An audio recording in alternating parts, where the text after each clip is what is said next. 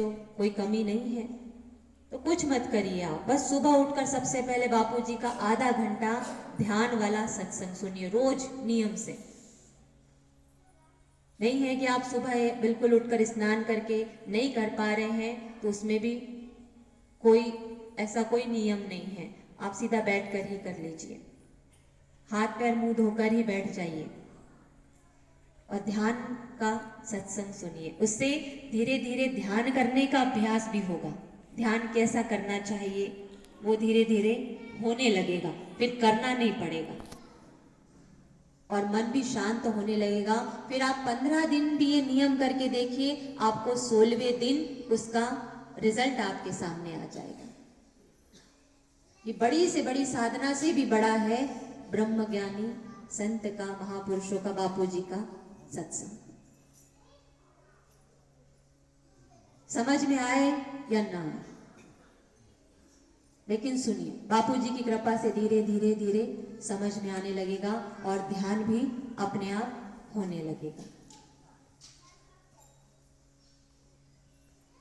इसलिए कहते हैं कि जो सूर्यमुखी होता है ना, सूर्यमुखी दिन में खिलता है, रात में नहीं, और जो चंद्रमुखी होता है वो रात में खिलता है, दिन में नहीं। लेकिन जो अंतर्मुखी होता है वो सदा खिलता रहता है।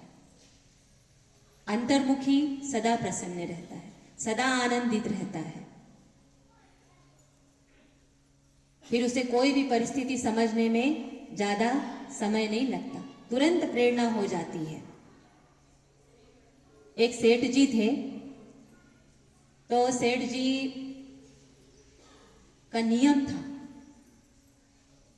कि कभी भी किसी भी साधु संत को भोजन खिलाए बिना वो भोजन नहीं करते थे।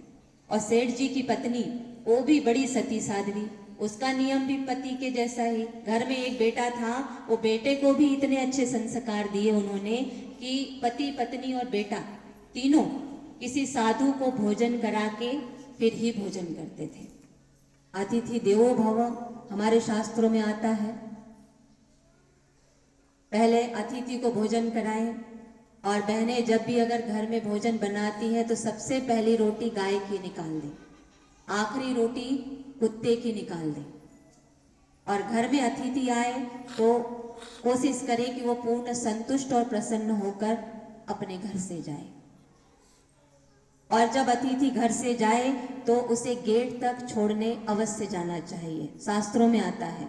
अन्यथा आप घर में ही खड़े हैं और घर से ही अतिथि चला गया तो महाराज कहते हैं कि वो अपने पाप आपके घर में छोड़ के चला जाता है। जयराम जी की। इसीलिए अतिथि आए तो आदर सत्कार पूर्वक थोड़ी दूर उसे छोड़ने जाना चाहिए। और भोजन भी अगर जब बनता है तो सबसे पहले भोग लगा दे, पूरा भोजन बना ले, स्नान करके जप ध्यान करके फिर बहनें अपने रसोई में जाए तो बरकत रहती है। जो बिना नहाए धोए भोजन बना लेते हैं, भोजन खिला देते हैं, खा लेते हैं, तो उनके घर में बरकत नहीं रहती। फिर कितना भी कमाएं लेकिन घर में लक्ष्मी टिकेगी नहीं। और जो भोजन बनाती हैं बहनें तो सबसे पहले एक छोटी सी थाली में भगवान जी के लिए भोग निकाले, बापू जी के लिए भोग निकाले, छोटा सा मंदिर आपके रसोई में रख दे बापू जी का, और वो भोग बापू जी को खिलाए, घंटी बजा दे, बापू जी को प्रेम से भोजन कराएं। थोड़ी देर रखने के बाद वो जो प्रसाद है फिर वो अपने भोजन में मिला दे और फिर वो प्रसादी अपने घर में सबको दे। फिर वो भोजन नहीं रहेगा, फिर वो प्रसादी हो जाएगी। तो बहनें इन चीजों का ध्यान रखें तो उससे पति की भी बुद्धि जो है वो सत्व गुणी होगी, बच्चे भी सत्व गुणी होंगे, अध्यात्म में आगे बढ़ेंगे और भगवान की कृपा घर में होगी। लेकिन आजकल की पाश्चात्य संस्कृति में बोलते हैं कि भाई ये तो सब फालतू बातें हैं, ये तो सब शास्त्रों में क्या क्या लिखा होता है पता नहीं, लेकिन आज के हम तो मॉडर्न हैं, हमें क्या करना। तो भाई महाराज चित्त में देखो ऐसी होली जलती है जयराम जी की, थोड़ी थोड़ी चीजों में परेशान हो जाते हैं। अभी एक मैगजीन में एक आया था कि एक लड़की अपने बाल कटवाने के लिए गई ब्यूटी पार्लर में, लेकिन उसने जैसे बोले वैसे बाल उस पार्लर वाली ने नहीं काटे उसके। तो वो इतनी दुखी, इतनी परेशान हो गई महाराज कि अब मुझे पार्टी में जाना है और मेरे बाल जैसे कटने थे वैसे नहीं कटे।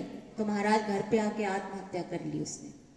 बताइए कितना विक्षिप्त मन है कि जो ध्यान भजन नहीं करते, आध्यात्मिकता से कोई लेना देना नहीं, हम तो आज के मॉडर्न युग के हैं, हम तो ऐसे हैं, हम तो वैसे हैं। छोटी सी बात कि बाल अपने हिसाब से नहीं कटे, लेकिन इसकी जवाबदारी माता पिता की है कि अपने घर में ऐसा माहौल बनाएं आप कि बहनें हैं, भाई हैं, तो रोज सुबह उठकर स्नान करके पहले अपने घर में जो बड़े बुजुर्ग माता पिता हैं उनको प्रणाम करें।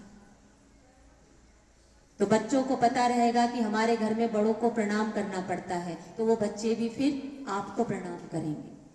आप अपने बच्चों को जैसा बनाना चाहते हैं पहले आप वैसा करें, तो वो बच्चे देखकर सीखेंगे। लेकिन हम तो ऐसे ही खड़े हैं और बच्चों को बोलेंगे बेटा दादी को प्रणाम करो, बेटा दादाजी को प्रणाम करो, बेटा काका जी को प्रणाम करो, तो वो प्रणाम नहीं करेंगे, उनको लगेगा ये क्या है। लेकिन उन्हें प्रणाम करने की महिमा बताइए, उन्हें बाल संस्कार में भेजिए। अगर आप बाल संस्कार चला सकते हैं तो मोहल्ले के बच्चों को इकट्ठा करके 1 घंटा कम से कम उन बच्चों को अच्छे संस्कार दीजिए। क्यों? क्योंकि कलयुग नहीं करजुग है ये, इस हाथ दे उस हाथ ले, नेकी का बदला नेक है, बदों को बदी देख ले। आप जो आज देंगे, आप आज जो करेंगे, आप जो सोचेंगे, वही कई गुना लौटकर हमारे पास आएगा। आप अच्छे भाव कीजिए, आप सेवा करिए, आप अच्छा चिंतन करिए, आप दूसरों की मदद करिए, तो वही 100 गुना होकर आपके पास लौट के आएगा। ये प्रकृति का नियम है। आप 2-4 दाने भी धरती में अगर डालते हैं तो 1000 गुना 100 गुना होकर आपके पास धरती माता देती है।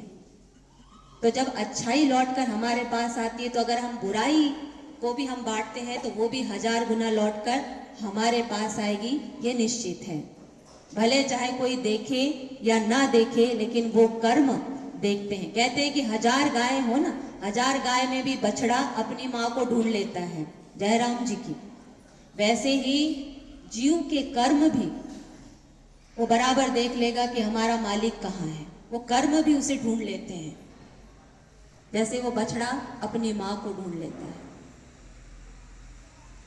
इसलिए कोई देखे या ना देखे, जप करिए, ध्यान करिए, सुमिरन करिए, सेवा करिए, जितनी भलाई कर सकते हैं उतनी भलाई करिए। जो कर सकते हैं, जो दान पुण्य कर सकते हैं वो कर दीजिए, अपने हाथों से बांट दीजिए, क्योंकि बाद में हो सकता है आपके बेटे, बहू, बच्चे ना जाने उसका कैसा दुरुपयोग करें। इसलिए कमाया है तो अपने हाथों से बांटकर और पुण्य कर लीजिए, उनका भाग्य का तो फिर आएगा और फिर होगा। जयराम जी की। पूत कपूत तो काहे धन संचय, और पूत सपूत तो काहे धन संचय। अगर बच्चे को अच्छे संस्कार अगर आपने दे दिए तो महाराज कोई प्रॉपर्टी आपने उसे दी या ना दी, बैंक बैलेंस बनाया नहीं बनाया, कोई आवश्यकता नहीं है, लेकिन अच्छे संस्कार दे दिए तो वो स्वतः ही अपने पैरों पर खड़ा हो जाएगा। लेकिन अगर पूत कपूत है, अच्छे संस्कार नहीं दिए और आपने खूब धन कमा कमा कर उसको दे दिया, तो महाराज हो सकता है वो जुए में और शराब में और ना जाने कैसी कैसी बुरी आदतों में वो लुटा देगा, तो आपकी मेहनत का क्या फिर।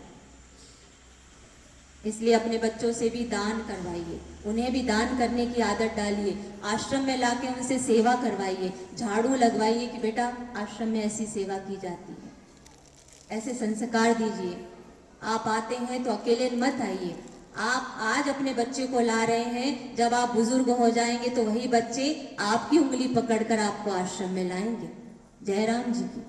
अगर अच्छे संस्कार नहीं दिए तो अभी तो वृद्धाश्रम बहुत कम है भारत में, और बढ़ने में कोई देरी नहीं लगेगी कि बच्चे बोलेंगे बस अब वृद्ध हो गए माता पिता, अब हमें कोई काम नहीं है, वृद्धाश्रम में छोड़ आओ ही नहीं।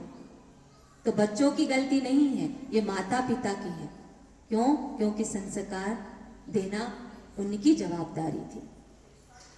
जय राम जी की। नारायण हरि नारायण बोलिए तो 4 बार।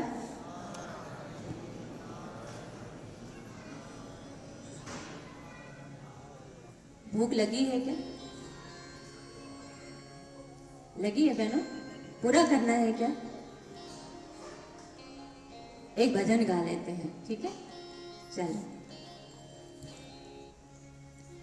तो कहते हैं कि ये गुरु ज्ञान की सीढ़ियां कौन सी सीढ़ियां हैं?